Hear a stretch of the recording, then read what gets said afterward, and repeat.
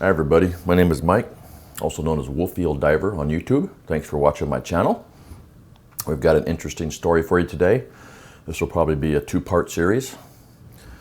This is about my beloved DJI Phantom 4 Pro Plus drone. 200 flights on this drone, about 1,000,000 feet of distance traveled, about 50 hours worth of flying time. I finally have lost my drone. And of all places, it's in the ocean where I can't recover it right now. I experienced a controller failure, a communications failure, which prevented me from being able to talk to the aircraft and control its landing sequence. And that's ultimately what happened. I live in the USA in Washington State in an area that has a bunch of islands known as the San Juan Islands. And it's beautiful boating and diving. And that's where the drone is. It's in Thatcher Pass, right about where the yellow X is. What we had was a situation where we were flying this drone off of a boat, and then flying and filming some scenery and the local passenger ferry boats, and then landing it manually on the boat again. Now, I've done this about a dozen times, taking off from a boat and landing it on the boat. And the key to it is, the boat's going to move from the launch point, from the home point, because of the currents or the wind or your motoring. So the key is you have to be able to fly it back to the boat manually in order to recover it out of the air. And we've done that about a dozen times with no problems. But in this flight, I lost control of the aircraft, was unable to control it, and it lost signal and automatically returned to its home point, which was a point over water, and the boat wasn't there. The boat wasn't there when it decided to land. We couldn't get back to the home point in time, and so the drone went into the water. And you're thinking, well, why didn't I cancel the return to home? Well, I tried, and it didn't take. I tried at least 3 times. Hitting the return to home cancel. None of those worked. I also tried resetting the home point to where my controller was at the new location because of our drift, and that did not take also. So let's show you kind of what happened here. We were driving around looking at the currents, watching them, and they were running about 2 knots at this time.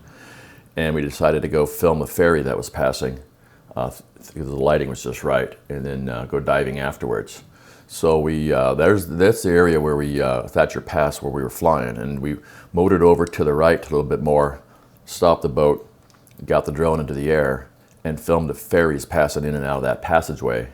Some of these shots on the boat are a reenactment, or actually from a week before. They're not the actual flight where we lost the drone. In our rush to get this aircraft into the air, I didn't set up any GoPros. So we took off the drone and got into the air. Upper right-hand corner, where the yellow circle is, that's where the home point is.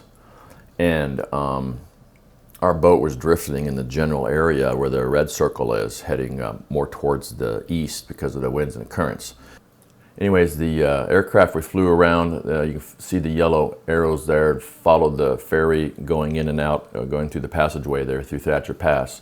And then I decided to move over towards this point of land to the north on Decatur Island and hover over the trees and get a shot with the ferry in the background. So I decided to look down to see where the aircraft was over these trees, how high I was, and I saw these power lines, and I thought, oh, that's not a good thing. So I better start flying home. And right at that point, the aircraft started an automated, return to home sequence on its own. So then the Phantom made a straight line back to its initial takeoff home point, and those are the double yellow arrows. And I figured, okay, well, it was, we're about, 13 or 14 minutes into the flight. It's time to head on back anyways. And then as it got closer in to where the boat's general location was, I decided to take manual control of the automated landing because the boat's not in the same spot. That's where the problem started. That's where the problem started to show up, because I tried to cancel the landing and the controller was unable to cancel the landing. And I tried this at least 3 times that I recalled. So I tried updating the home point on the controller, and that failed also. I was still getting a video feed from the camera. I could see what the drone was seeing. And I could see it initial turn to home, facing the home point, and I could see it flying back towards where our boat, where the home point was, and I could see it orient itself in preparation for landing. And I remember trying to control the camera down so I could see if I could see our boat, and I could not control the camera down, which is unusual. I've been able to do that in the past. So it was kind of like the commands I was putting in the controller, none of them were being received at the aircraft. That's the problem. And so the aircraft started down, and as a last ditch attempt, I figured I would reboot the controller. Boot it off, or I powered down the controller. I powered it back up, got to the screen for the DJI app, and tried to connect to the aircraft, and the dreaded no aircraft connected message, something to that effect. There was no signal to the aircraft. That was not good. So here we are in the boat, not exactly sure where the home point is, and we cannot talk to the aircraft, nor after a reboot can we regain signal. So at that point I figured, you know what, I'll pull up the flight logs and look at those, and pull up the map of where the flight path was, and try to figure out how to go back to the home point. Maybe the aircraft is still hovering. And so I went to the log, and what's really weird is that flight that happened on May 12th was not logged. You can see the flight from May 8th at the very top, which was a few days earlier that we did from a boat. Same sort of scenario with no problem. But the flight that I just completed was not showing up. So there we were with the controller. I was unable to pull up a map of where its last position was or where the home point was. And we drove around hoping to see the drone perhaps hovering above the water until its battery was depleted. We drove around until ample time had passed, and after a half hour gave up, figuring the drone just went into the water eventually. It wasn't a good day. So there I was, stuck with a controller and nothing else. So you're probably thinking, okay, Mike, you're a scuba diver. Why didn't you go put on your diving gear and jump in the water and go check it out, see if you can find this thing? Well, the problem is there's really heavy currents in the area. And that morning we had currents running over 2 knots in the area. And the spot where we took off and landed the drone, at that time, the currents were about 1¼ knots.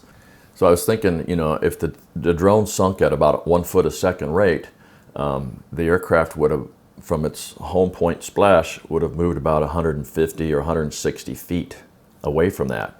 I was hoping that the drone with its legs sticking out and its 4 engines would get caught up on the bottom on a rock or something.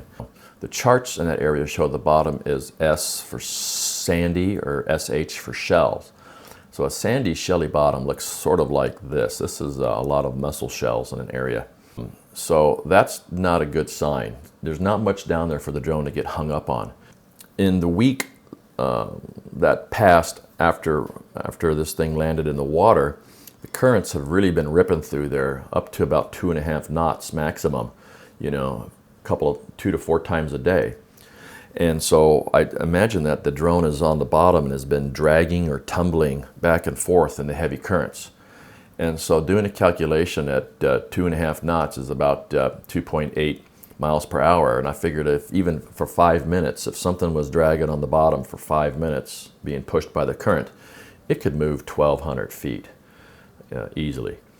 So my point is who knows where that drone is now because of the heavy currents in the area and the sandy bottom. It could be anywhere in this big yellow ellipse, somewhere in there. And so the depths in that area range from about 75 feet deep down to 150 feet, which with heavy currents, dirty waters, there's no way I'm gonna go diving down there. There's just no way. The bottom time is not long enough to go look for it.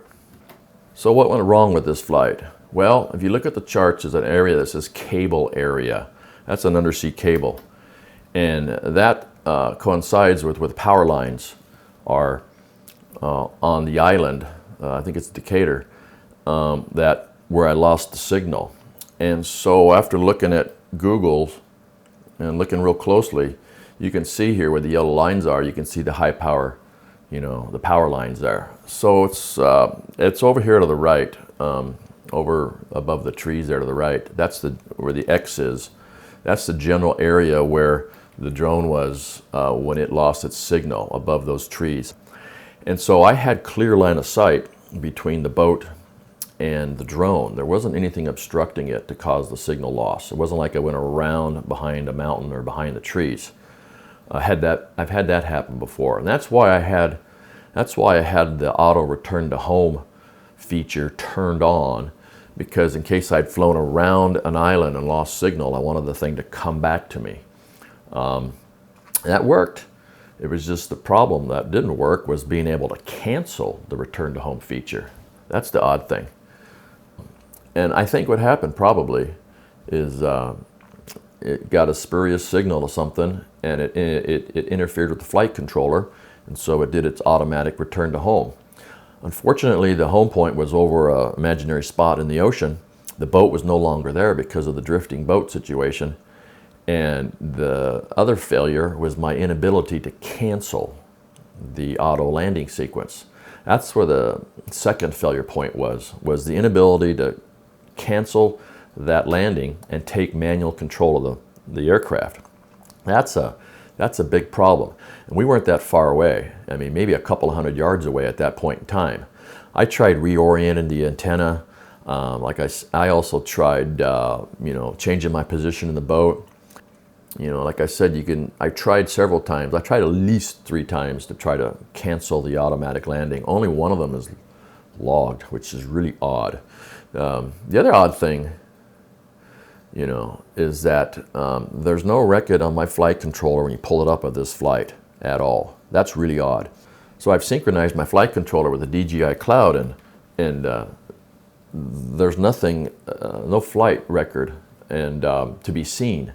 So when you actually connect the controller in via USB to the computer and you drill in there and you look, there are flight records, and there is a flight record from this flight from the 12th. So it's weird that it's not syncing with the cloud. That's another glitch of some sort. So where do we stand now? Well, I've contacted DJI and put in a claim because I had that extended warranty, that customer care package. I realize that I don't have the aircraft to return to them, but my point is something went wrong where I lost control of that aircraft, that I should have been able to manually fly that thing. That's not a good thing for an unmanned aerial system to lose its control link. Really odd that I could see the video downlink.